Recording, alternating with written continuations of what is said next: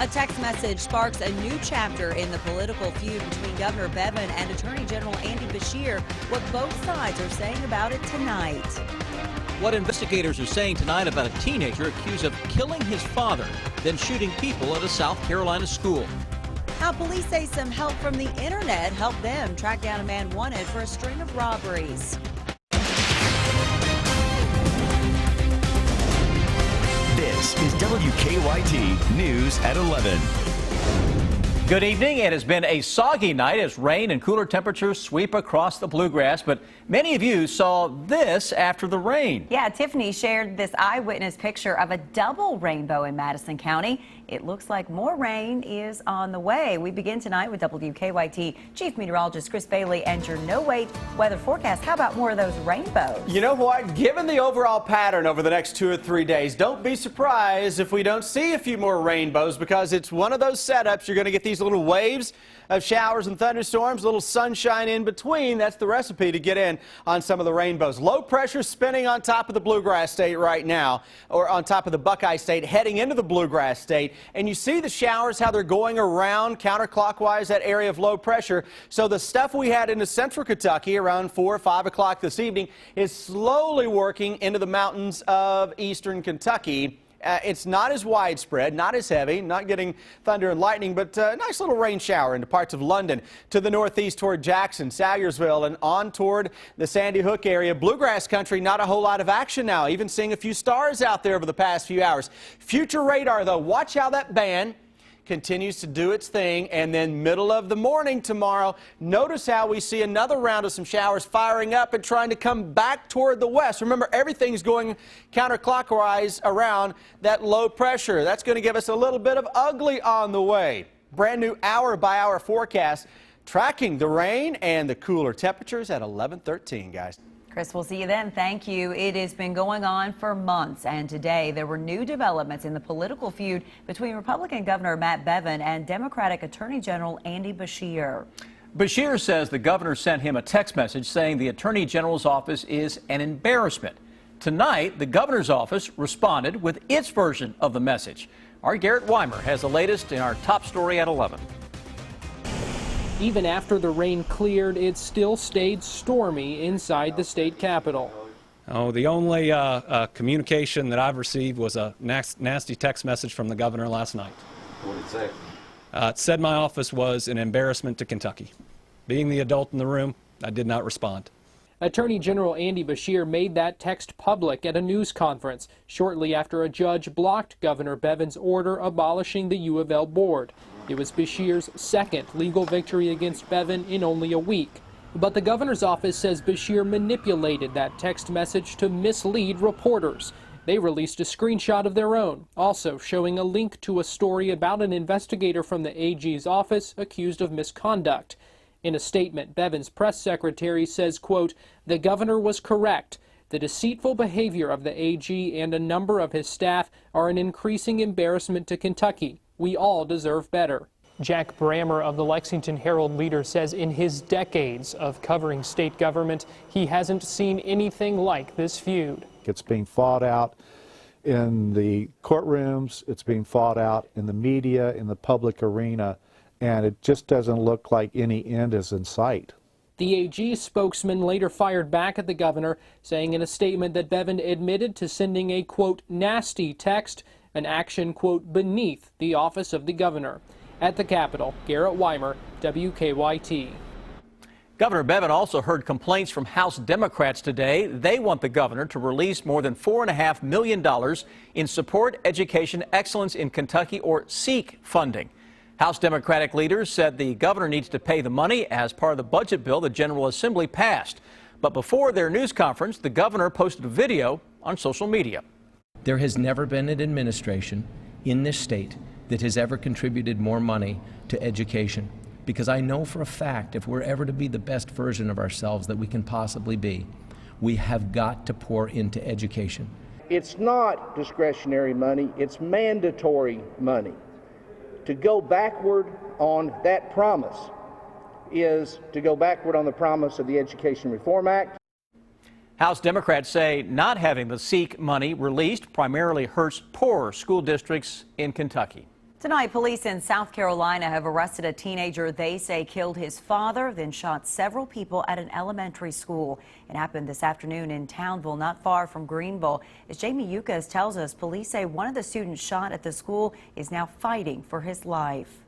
Crime scene tape wraps around Townville Elementary School after a gunman armed with a handgun opened fire Wednesday afternoon. Police say the homeschooled teen shot two 6-year-old boys and a female teacher. This individual went in, he pulled into the parking lot in his vehicle and probably got out of the vehicle firing immediately. A firefighter subdued the shooter and deputies took him into custody. Why he didn't get off more shots, I can only say at this point, is because he was confronted. One student, Jacob Hall, is in critical condition.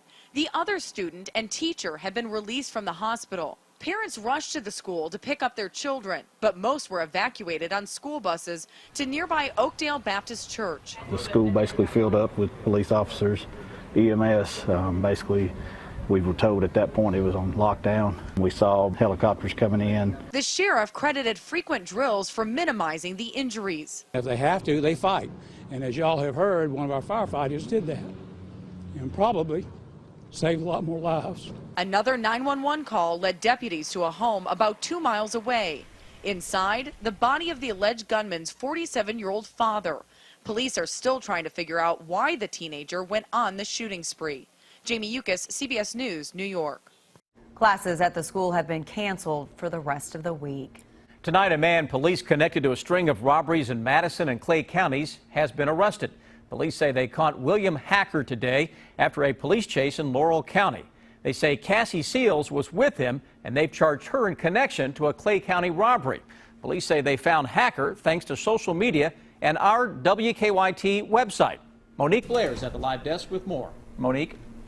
Good evening, Sam. Shortly after an armed robbery happened this morning in Manchester, police there called London Dispatch to alert them that the suspect in that robbery may have been headed their way. But the dispatcher in London knew exactly who Manchester police were talking about because he saw the story last night on WKYT.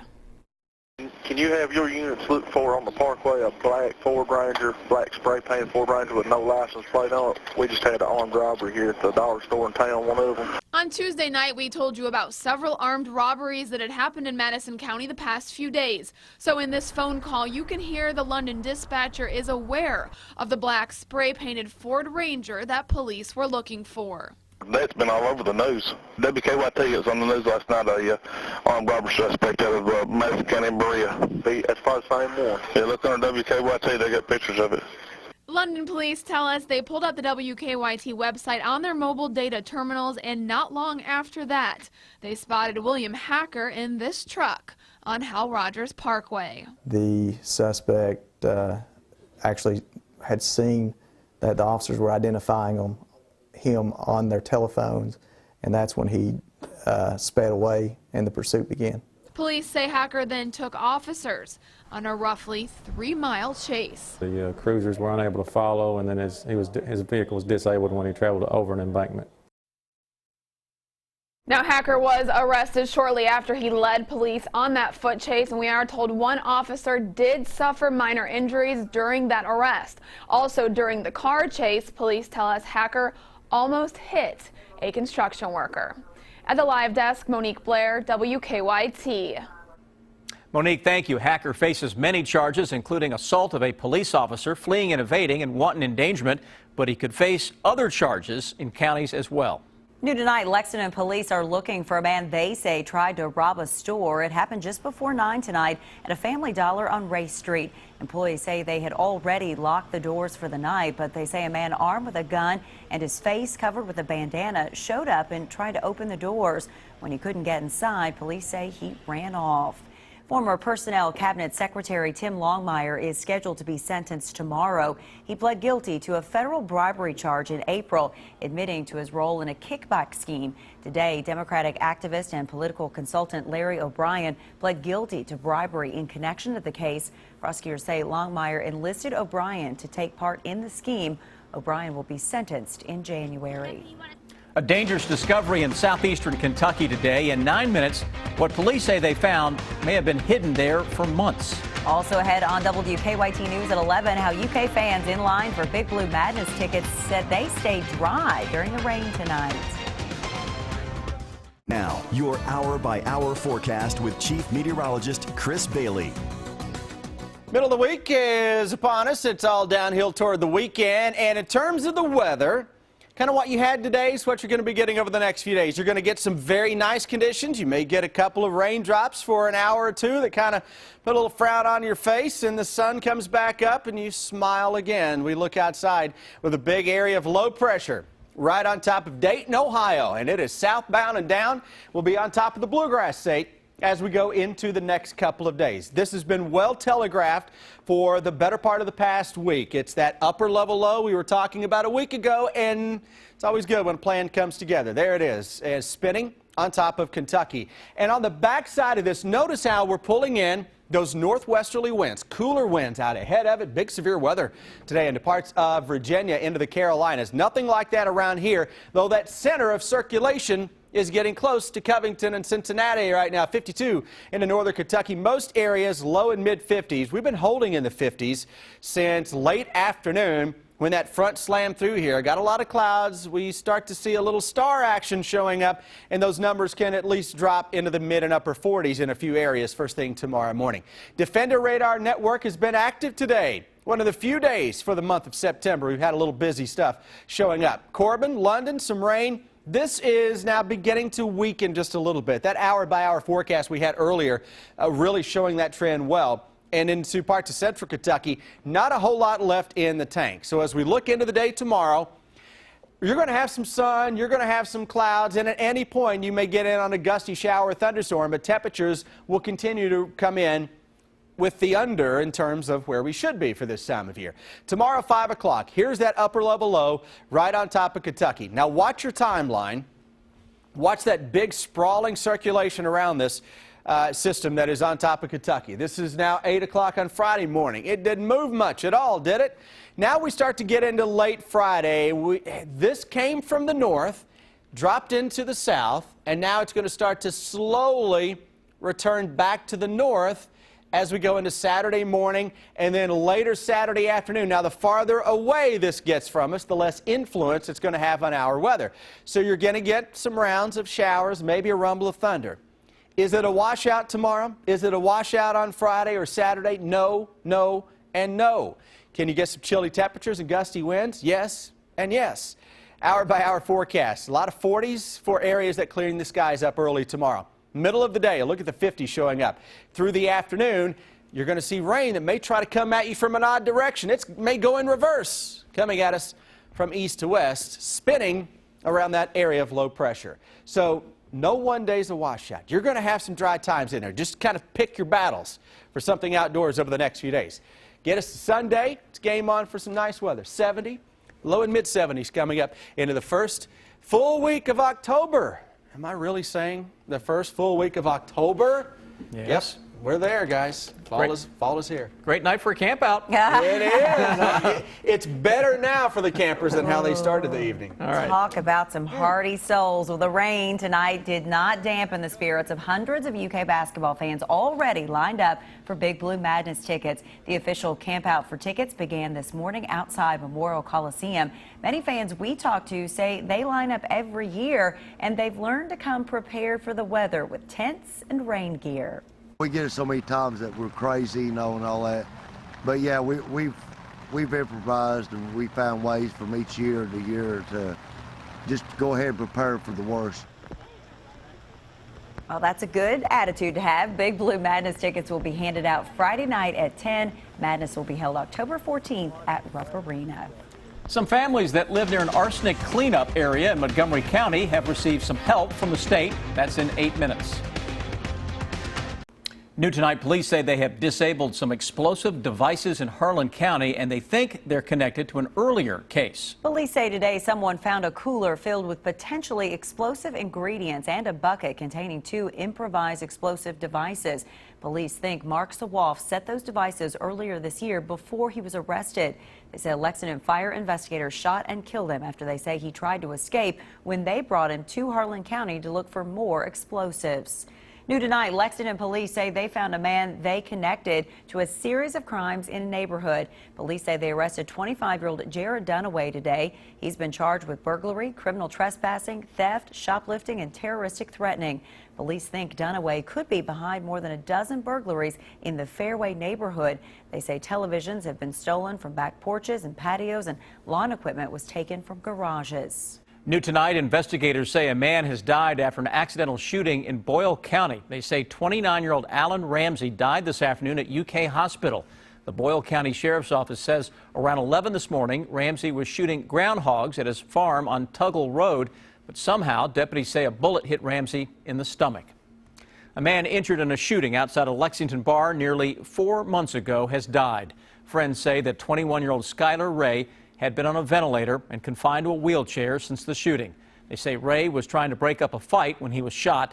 Friends say they had planned a charity horse ride next month to help his family. They plan to still hold that event in his honor.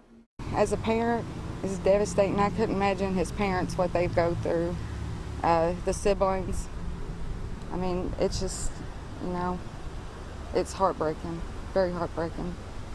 Lexington police arrested Leslie Parson and charged him with assault in connection to the shooting. They're waiting on an autopsy before deciding if charges will be upgraded. We have information about the charity horse ride on WKYT.com. New tonight, a Western Kentucky police officer has been arrested as part of an investigation into what police call a prostitution ring. Police say Oak Grove Police Sergeant Benjamin Walden and 2 others were arrested. Investigators say 3 women were held against their will and forced to have sex with several men. Walden faces multiple charges, including rape, sodomy, and permitting prostitution. State leaders have helped families in a Montgomery County neighborhood temporarily move as crews continue removing dirt contaminated with arsenic. Crews have been removing dirt along Long Lane for the last month, but they think it will take another 90 days to finish their work. The state offered families an upfront reimbursement for housing, along with other payments to cover expenses while they're away from their homes. Several of the properties are not in an area that we're going to be doing active cleanup, but yet they would still have the impacts of the additional truck traffic and heavy equipment operating, so they would still be disrupted by the activity. An off-duty deputy is staying in the area overnight and on weekends to provide security for the homes while the families are away. Just ahead, a Kentuckian getting ready to play in the Ryder Cup. J.B. Holmes on the team again. He has been through a lot since his last Ryder Cup, and the Cats are looking forward to their trip to Tuscaloosa. We'll hear from the Kentucky defense when we come back with sports on WKYT.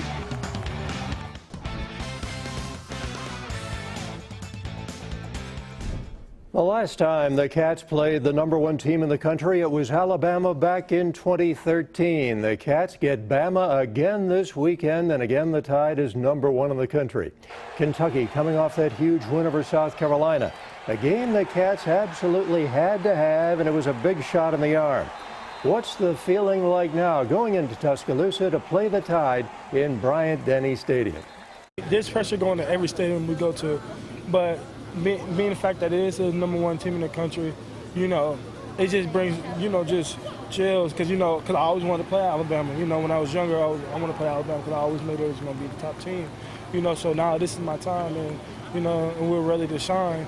I hope we react the way we reacted against South Carolina, but, I mean, I hope we don't, just go in there feeling defeated because we're going against Alabama. I hope we go in there with a chip on our shoulder, we can do something. I think it's a huge measuring stick for us because, it gives us a really good opportunity to go out there and, show SEC, show the nation, what we have. We're definitely getting better, and we plan on getting better this weekend against Alabama. Alabama is unbeaten and #1. Nick Saban wasn't thrilled with his team's first 2 wins over Southern Cal and Western Kentucky. Then the Tide rallied to win on the road at Ole Miss and rolled over Kent State last week 48-0, so things seem to be coming together. I feel like we've done good. I mean, we've taken each game, taken the corrections that the coaching staff has given us and really grown, and just see what we do good and just take it from that and build upon that. And we've taken the corrections and tried to get it done in practice and really stress the things that we don't do very good in practice and make it, our strong point. So I think it's been good so far. Down to Tuscaloosa Saturday night, 7 o'clock kickoff. The game is on ESPN. The Bengals have Miami coming into Cincinnati tomorrow for Thursday night football. Now, the Bengals dropped their home opener to Denver Sunday. They've lost 2 in a row. Is there any level of frustration that's set in here in September? No, I don't think there's any frustrations. I think, you understand exactly what you have to do to go out there and do it. So I think it's really more anticipation of, being able to go out there again and get the opportunity to, right your wrongs. So I think that's the biggest thing we're focusing on. The Ryder Cup begins Friday at Hazeltine in Minnesota, and Kentuckian J.B. Holmes is on the U.S. team. Europe has won 8 of the last 11 Ryder Cups. Holmes was on the team when the U.S. won at Valhalla back in 2008. Since then, he underwent brain surgery. He's won on the PGA Tour. Now he's back at the Ryder Cup. It was scary at times for sure, but didn't let it get too far ahead. I just looked to, hey, I got to get this done and then work hard to get back. And then I was back. I was like, okay, now I got to get back to winning. And so just took it in steps. I mean, I didn't look at having brain surgery now. 4 years, I want to be playing the Ryder Cup. I mean, that's obviously a goal that you want to do, but you kind of do it in steps. Men's soccer tonight at the Bell Complex. Lipscomb and 24th ranked UK. The Wildcats down 1-0, but they get it back in the 70th minute on the corner kick. Kaylin Fox with a header. Look at the celebration. UK's Kepper Stewart Ford saving the day in the 88th minute. Look at the effort here. And it ends in a draw. 1-1 the final. And the funeral of Miami Marlins pitcher Jose Fernandez today. More than 1,000 people turned out to pay tribute to the 24-year-old pitcher who died in a boating crash Sunday with 2 friends. Authorities are investigating the cause of the crash early Sunday into a rock jetty off South Beach. A private mass will be held tomorrow. Tragic situation involving one of the best young pitchers in the game. We'll be right back. The Late Show with Stephen Colbert is less than a minute away here on WKYT. Tonight's guests include Lupita Nyong'o. All right, for the campers out there, I know they're watching right now. Yeah. Memorial Coliseum. You're probably in good shape for the rest of the night. All right, no rain the rest of the night, but it is chilly. We'll be into the upper 40s first thing tomorrow morning. You've got some sun tomorrow. You've got some clouds. Same forecast on Friday. No day is a washout. Just some scattered stuff around, but temperatures in the 60s with gusty winds right on through Saturday. Boy, they've got a long wait when you think about it. I know. Well, so Saturday morning is? Yeah. Is that what so, it is? No. What, Friday Thursday and Friday? Friday night? Those are some fans. Rob, right you there camping for with them? No. No, I didn't think so. You're too smart. Right here. Thanks so much for joining us. We will see you back here tomorrow.